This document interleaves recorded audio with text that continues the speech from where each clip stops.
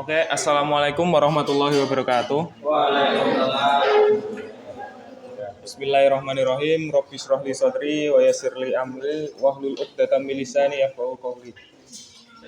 Baik, jadi pada pertemuan kali ini, pada pagi hari ini, kami dari kelompok 1 akan mempresentasikan salah satu teori belajar. Teori ini beraliran behaviorisme. Jadi ini teori paling dasar sebelum nanti teori-teori selanjutnya. Nah, kita langsung saja. Di sini pendahuluan tentang ini kita jelasin dulu tentang aliran behaviorisme. Jadi ini membantu kalian untuk memahami nanti teori-teori selanjutnya. Nah, sekarang kita masuk ke prinsip penting yang perlu kalian ketahui soal behaviorisme. Jadi sebetulnya ajaran atau cara memandang behaviorisme ini terkait dengan memahami gejala-gejala dunia itu simpel. Jadi intinya manusia ketika dia berperilaku atau memunculkan behavior itu artinya dia sedang merespon sesuatu. Sesimpel itu sebenarnya, sederhana. Jadi prinsipnya adalah perilaku manusia adalah bentuk respon dia. Nah, bentuk respon dia terhadap apa? Terhadap stimulus tertentu. Jadi prinsipnya ada stimulasi atau environment atau lingkungan yang menstimulasi manusia, maka nanti manusia itu merespon dalam behavior ini. Itu yang harus dipelajari. Jadi nanti di materi ini fokus utamanya itu ngomongin soal stimulus respon itu doang. Nah, yang dilihat oleh behaviorisme ini atau pendekatan behavioristik ini, itu responnya apa? Kenapa dia marah? Terus stimulus apa yang bikin dia marah? Nah, terus nanti dipertanyakan, kenapa stimulus yang sama itu rangsangan yang sama, kejadian yang sama kok menghasilkan respon yang berbeda? Nah, itu ngulik dan ngajinya itu di area itu aja, stimulus dan respon. Sampai kemudian di satu titik di mana orang-orang behaviorisme itu tuh bilang, gara-gara stimulus dan respon ini, aku kemudian bisa mengondisikan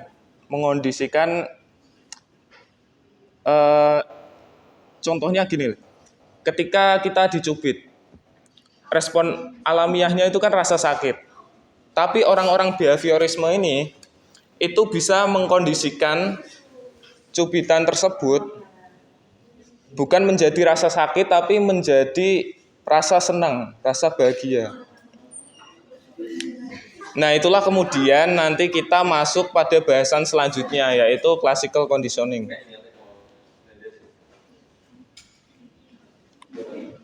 Nah, di sini ada, menurut teori behavioristik, belajar merupakan tingkah laku sebagai hasil dari pengalaman.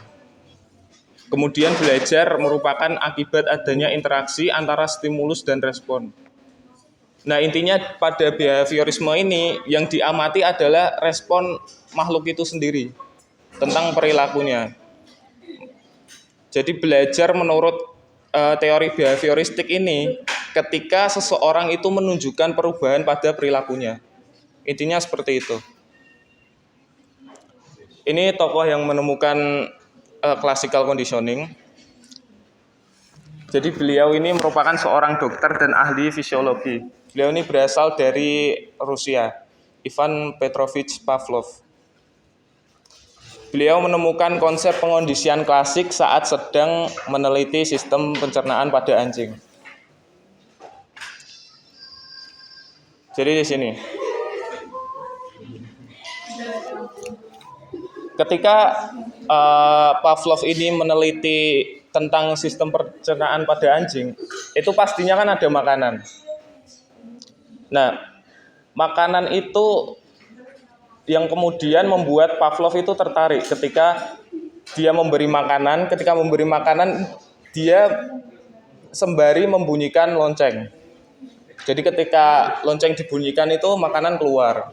Ketika lonceng dibunyikan makanan keluar. Gitu terus, sehingga pada suatu saat ketika lonceng itu dibunyikan, anjing itu mengeluarkan air liur, padahal makanan belum dikeluarkan.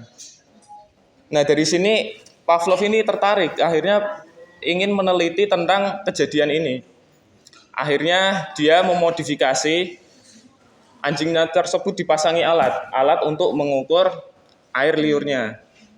Di sini bisa kalian lihat, itu ada unconditioned stimulus, ini berupa makanan atau stimulus tanpa syarat yang memicu respon otomatis. Jadi anjing ketika melihat makanan itu pasti secara alamiahnya dia mengeluarkan air liur. Nah, kemudian di sini ada stimulus netral. Stimulus netralnya ini berupa suara lonceng ini, suara bel. Nah, Pavlov ini tertarik gimana caranya dengan stimulus yang berbeda ini menghasilkan respon yang sama. Kemudian dia mencoba ketika anjingnya itu dipasangi alat, setiap makanan itu mau keluar, dia bunyikan lonceng. Begitu terus, diulang-ulang terus. Ketika makanan dikeluarkan itu sambil membunyikan lonceng.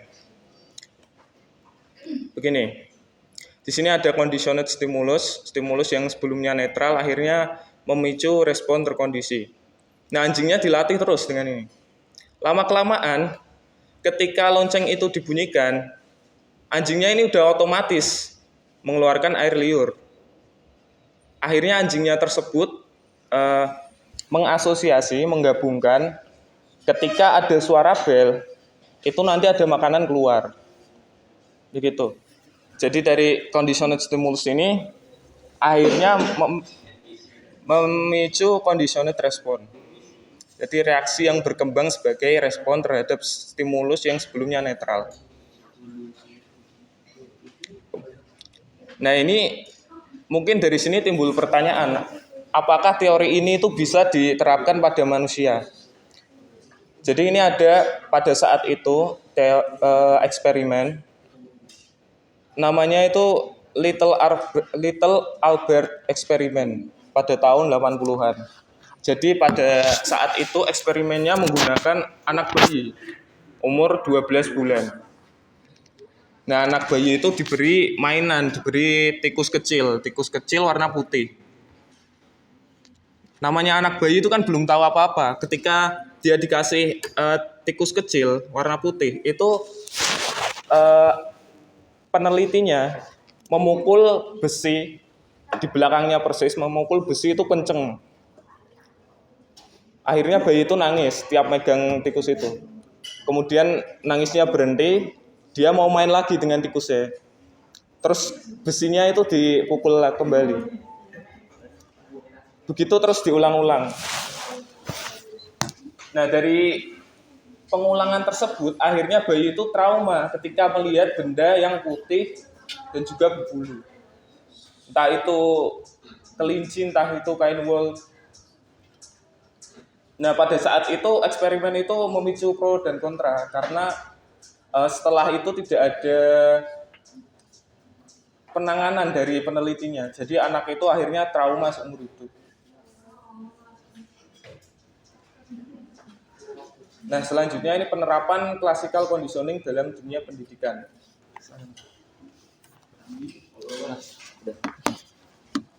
Ya baik, saya akan melanjutkan pembahasan selanjutnya, yaitu penerapan classical conditioning dalam dunia pendidikan agama. Menjadi guru agama yang menyenangkan. Ini adalah contoh bagaimana classical conditioning bekerja dalam pendidikan. Siswa mengasosiasikan mata pelajaran dengan guru yang mengajarkannya. Kepribadian dan gaya mengajar seorang guru dapat memberikan pengaruh yang sangat besar terhadap siswanya. Meskipun materinya sama persis, salah satu guru mungkin memiliki gaya yang menyenangkan dari menarik. Sementara guru lainnya mungkin terlalu tegas dan kritis. Penerapan classical conditioning dalam dunia pendidikan agama. Menjadi guru agama yang menyenangkan. Sangat mudah untuk melihat bagaimana siswa bereaksi terhadap dunia skenario yang berbeda tadi. Siswa yang belajar dari guru yang menyenangkan akan mulai menyukai mata pelajaran tersebut, bahkan mungkin menikmati setiap kelas. Namun siswa yang diajar oleh guru yang kritis mungkin mengembangkan keengganan terhadap mata pelajaran tersebut. Mungkin sebentar lagi kelas tersebut akan menjadi kelas yang paling tidak mereka sukai. Contohnya seperti seorang guru yang mengajar di dalam kelas yang menerapkan classical conditioning seperti guru Pak Sugeng Haryadi yang menerapkan cara belajar yang klasik yang kita sebagai mahasiswa bisa melihat bagaimana cara guru tersebut mengajar dan mata pelajarannya kita sukai sendiri. Itu namanya metode classical conditioning contohnya. Dan akan dilanjutkan teman saya lagi sebetulnya.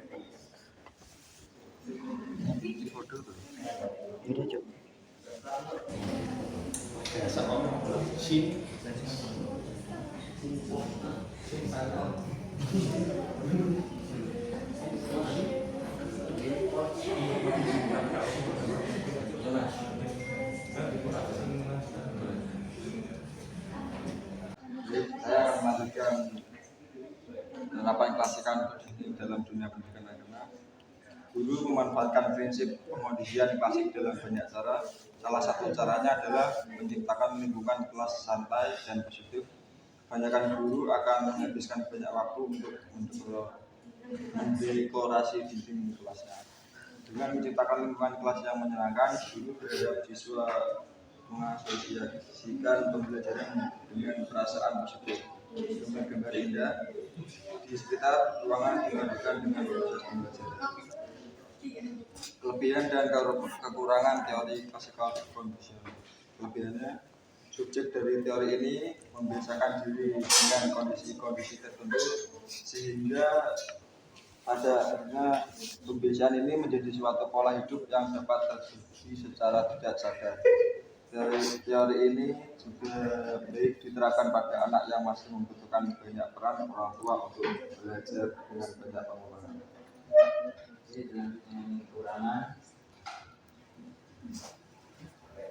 ini termasuk dari teorisme yang merupakan adalah aliran psikologi yang menganggap dan isi fenomena dan mengabaikan aspek-aspek mental dengan mengatakan teorisme tidak mengakui adanya kecerdasan terhadap minat dan perasaan individu dalam suatu belajar. Peristiwa belajar semata-mata melatih refleks-refleks sedemikian rupa sehingga menjadi kebiasaan yang dikuasai individu.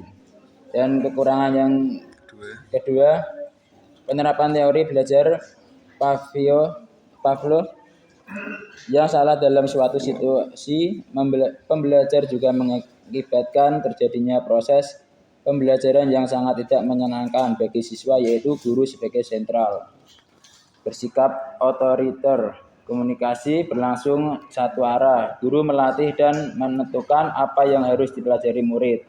Murid dipandang pasif, perlu motivasi dari luar dan sangat dipengaruhi oleh penguatan yang diberikan guru. Murid hanya mendengarkan dengan tertib penjelasan guru dan menghafalkan apa yang didengar dan dipandang sebagai cara belajar yang efektif.